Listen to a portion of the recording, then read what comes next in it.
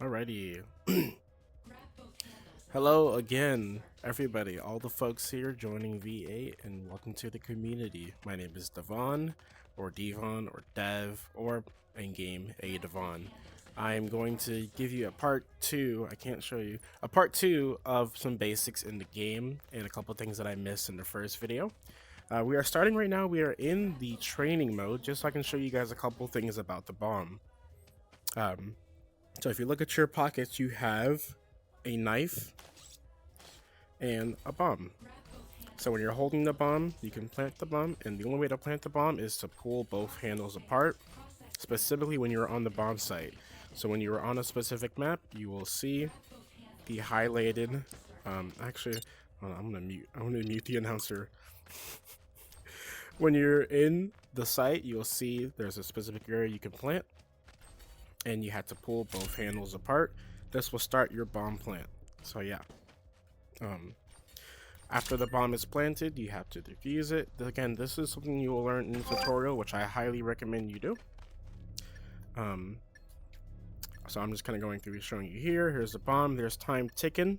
Once this bomb goes all the way up to the top, it blows up, and if you're in a specific range, you will die. So just be careful about that. Also, when the bomb is right about here or so within this range, you probably don't have enough time to fully defuse it. So to defuse, you stick this little guy on here, and you have to grab both handles and pull up to defuse. If you grab with one hand, it will not go.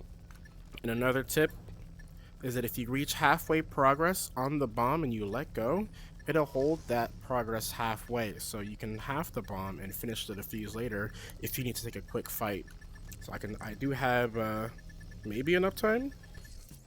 Yep, I had enough time to defuse the bomb because I had put it to half. So even though I could have been in a pressure situation where the bomb is taken away and I had to fight somebody still, you can start the defuse of the bomb, stick it to halfway, and then take your gunfight, maybe get the kill if you're lucky, and then go back and finish off that defusal. Cool, so I wanted to show you guys that in the training range. Sorry, in the training mode. But let's go back to the training range, practice mode, so I can show you guys a couple more things about the game. No one. Trust. The video that I put out earlier cut off right at the end as I was explaining with Zero's ability. Normally you would do 28 damage with a shot. After the enemy is vulnerable, they'll have that effect and they will take more damage. That's not exactly twice as damage, but it is more damage.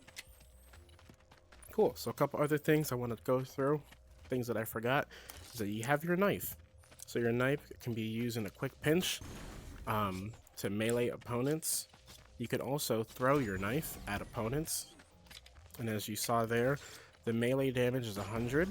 Characters in this game have 100 health. And when you purchase your shields, you can purchase a shield of 30 health or of 60 health. So you have a max of 160. Meaning, as you saw, when you throw the knife at somebody, it does 160 to any body part and they will die instantly. As you can see, I have my wrist shop menu here, which is also in the settings you can look for. The wrist shop and also the mini map are on your wrist. When you have your wrists rotated and pointed towards you, you will see the mini map. When you have your open hand facing towards you or closed hand, doesn't really matter, you can see a shop. This is honestly more of what I prefer to buy items when I'm in the game, because in the game when you load into a map, you will see this buying station here, also including abilities, and you can buy things by pointing towards a gun and holding grip to grab it and buy it. Same thing with abilities, but if you use this menu, you can run around and buy things at the same time. So I can buy my abilities, shields, and my gun I can buy as well. Just keep in mind, when you buy the gun, it's gonna spawn in front of you. So when you buy it, it'll spawn in front of you and you have to grab it and stow it away. If you buy it from the wall, it's gonna go into your hand and you don't have to worry about that. But honestly, I think it's better habit to get used to using this buy menu, because it's also pretty convenient. You can do it and you don't have to be stuck in the spawn exactly to buy stuff. Cool, so you have your knife, one shots. One thing I do want to point out in this game is that the physics of the guns are all pretty accurate to how it kind of feels to mess around, similar to like I forgot, like Half-Life Alyx and Boneworks, where you have full physics on your ammo and whatnot, meaning that when you release your magazine, it'll fall to the ground. If you spin around and stuff, it'll get thrown around, which is pretty cool. That's not really important to the game, but what it does mean is that guns do have physics. You can toss them around. If you try to shoot one in a wall, it will not allow you. If you throw your gun, it'll bounce off things. As far as I know, throwing a regular gun will not damage opponents, but for some reason, you can do damage by throwing your classic at people. It does only 10 damage. I do not think the hero abilities do damage. Yeah, just the classic you can throw at people, it'll do some damage. For some reason it did 9 there. I guess it's different depending on where you throw it at people. But that's a neat little thing. It means you can do some cool stuff, some funny things. Your hero item itself will be seen by enemies and teammates when you throw them, so they'll float in the air and they'll go back to your wrist pocket. But you can do fun stuff like throwing your knife at your own ability. Classic as well will go out and it will come back to you. Regular guns you can give to your teammates. You can throw your guns at teammates to share them, and if you ever drop your gun, you can grab it off the ground from a pretty far distance. Same thing with the bomb. I don't have the bomb because I'm in the practice range. When you want to grab something, you have to point kind of like this, like the front of your controller at it. You can see, like, if I'm tilting it away, it doesn't highlight, but best way to grab things, point at it, press your grip, and it'll vacuum into your hand. This is something else that is not as necessary to know, but it's a fun strategy and way to play the game. You can dual wield in this game completely. You can fire 2 weapons at the same time, and your A button will release, well, the first button on your controller will release both magazines at a time, and you will be able to dual wield the guns. You only have 1 slot for a regular weapon. The bottom slot as of now is going to be only the classic pistol. So to dual wield, you have to hold 1 gun in one hand and have 1 on your shoulder. This still means you can do things like I can run around, reload both guns right quickly, and always have those ready. And I can hold abilities in my hand and use them as I pull up my gun. So I can throw this blind here, grab both pistols, and I can dual wield my guns. That's just a very small thing. If you're curious about doing the dual wield for these guns and any kind of gun in the game, what I would recommend is going to your settings and activating this setting to eject your magazine on ammo pickup. So for me, my ammo is on my left shoulder, so if I have a gun out and it has full ammo, the second that I grab my magazine, it'll drop my magazine for me, meaning I can just reload and reload and reload. So if I have 2 guns and one's on my shoulder or whatever, if I fire all the bullets, what I can do to reload these very quickly is put one on my shoulder, grab another magazine, put it in here, cock the gun, switch this over to this hand, grab my empty gun, put this on my shoulder, refill this one, cock it, and I'm ready to roll in dual wields. One thing to note about reloading is that you have your ammo here. If you fire ammo and you still have a shot left in your gun, if you reload, you can fire again. So I can really just keep laying down suppressive fire in situations, and you have unlimited ammo. But if I fire all my shots, when I go to reload, my gun will not work because I need to cock the gun, and I can shoot again. Same thing, if my gun is cocked and I shoot, and I drop my magazine and I shoot the 1 bullet that's left in the chamber, you will see that the trigger or the cocking mechanism will activate, and if I put another magazine, I won't be able to shoot. So just keep that in mind as you get more comfortable with how your guns are and running out of ammo. You'll know that if you kill one opponent and you have a full magazine, you most likely still have enough bullets that you can reload and not have to cock your gun. Obviously, like other FPS games, if you cock the gun and you have ammo, you will just expend a usable round. So that works like so.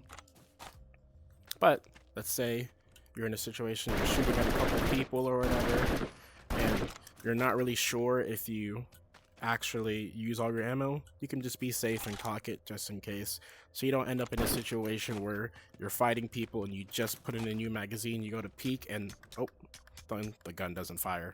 So keep that in mind. All right, so now we're gonna go into a real game, as I think I've covered everything that I wanted to, that you can, as far as the basics in the actual practice range. So we're gonna hop into a demolition match. Hopefully this doesn't take long. I'm gonna preemptively turn off my voice chat, just because right now I want to talk to just y'all and not random folks in the game. The community itself, I've noticed is pretty friendly. There's a lot of people trying to learn this game. Definitely, if you can tell that somebody knows more than you could ask them for some help. Usually people like to help out. Alright, so this, after you get into a match, you're going to be in a pre-lobby. You can see a timer ticking down at the top. That's going to tell you the amount of time it will take before the match starts to begin. And in this, you are in a free-for-all and you'll be given a random gun every time you die. You have all of your abilities, but you'll be playing a random character. So this is Nyx, and if you remember from the first video, she has her sky beam, so I can see people, use all my abilities if I want to in this practice range, this little free-for-all. Tripwires, her mine, which takes a second for it to activate, but once it does, you have a circle where you can do damage. Oh, thank you for letting me kill you. We're just gonna wait. Hopefully we'll get a match. Seems like there's players on. The match will load in as long as there's at least 2 players to play the game, and then it'll backfill as we are in the pre-lobby warm-up phase. This is just like a free-for-all warm-up.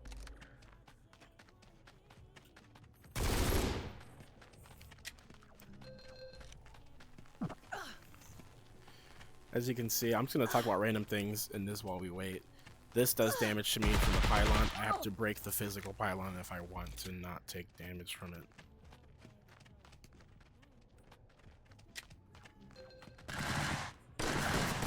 Headshots in this game will deal more damage. They are not an instant kill though. However, this is the Predator, which is basically like a Desert Eagle. If you shoot somebody in the head from most ranges, you will one-shot. And you can see your damage numbers as well. See how much damage you did to them. Wow, my aim is really bad. A gift from the stars, my love. So treat these free-for-alls as just like a way to kind of experiment and learn about different abilities. This is going to give you a more accurate representation of how the abilities work in game. I remember in the first video I said that Shinya's blind specifically, which I think is a bug, does not move at the correct speed when you're in the practice mode, but in this free-for-all it'll work how it's supposed to. And also in the pre-warm-up and in the actual match it'll move faster.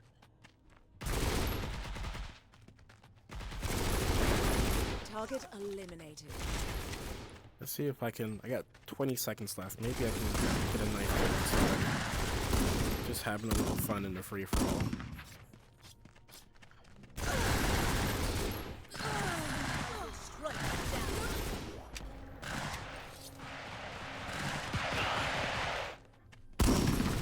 Also, you can see after you use an ability, there will be a quick little cooldown before you can use it again. The time of that is depending on the ability, and some abilities you can use back to back. Some of them you have to wait just a couple seconds. Now we are in the warm-up for this match. You can see that the teams are not balanced. It's 3v5, but after the timer stops and the match begins, we will be balanced into a 4v4, and you will be able to pick your character. So here, just 3 seconds left. You'll see where we are 3v3. Now we're 4v4. I'm gonna in-select Shinya because I'm him. So let's begin. All right, so you have your buying wall here. You can buy abilities from here. If you rotate your wrist, you can buy multiples of the same ability. For me though, I prefer to use the wrist buying menu, so you can buy things from here and you can move around And remember, when you buy from your wrist menu, the gun is going to spawn in front of you. If you press, I believe it is B. If you press and hold B, you can see your teammates who are there playing. You can see the enemies who are there playing. And you can also see if you're defending or attacking. So we know that we are defending. So we have a couple seconds left and some barriers that are going to prevent us from running at the enemy until we start. But yeah, this is pretty much the game here. As a defender, every defender has a diffuser on their wrist. If you lose it, it'll come back to you. The enemies only have one bomb, which you can see on the minimap if the enemy is holding it or if it has been dropped. So right now I can look at the minimap and I can see that there's some people right in front of me and also we're on the map. So let's go ahead and take this fight. Oh, he's better than me. When you die in the game, you will get into this ghost form, and there's a couple things you can see. Now, I do not know if this is completely intentional with the game. However, there's a couple different things you can see as a ghost form. To note, you can see your other ghosty teammates. You can see your teammates that are alive. They cannot see you, but you can still give them information. So I can see through the wall that the bomb was planted here because I saw the blue orb. As far as enemies go, you cannot see enemies unless your teammate can see them, who is still alive. But there's some cues you can kind of learn in the game. You can, as of right now, you can hear people using their abilities and you can see their abilities as a ghost, which can give information to your team. However, I do not know how long that may stay a thing or if that is completely intentional. So that's going to pretty much wrap up this video here. I'm going to play the rest of this match out, but maybe we'll show just one more like little fight, a little gunfight, and how I might approach it with all the things that we've talked about before. So as a Shinya, I'm going to store my dash, I'm going to hold out my blind, and we're going to see if we can surprise somebody by going straight into the enemy team on defense. I'm going to check to see if anyone's there. Our teammate Zero used their ability, so we can tell that nobody's in here yet. Oh, there is an enemy there. I'm the blind. Oh, and I died. Oh well. Well, get better at the game.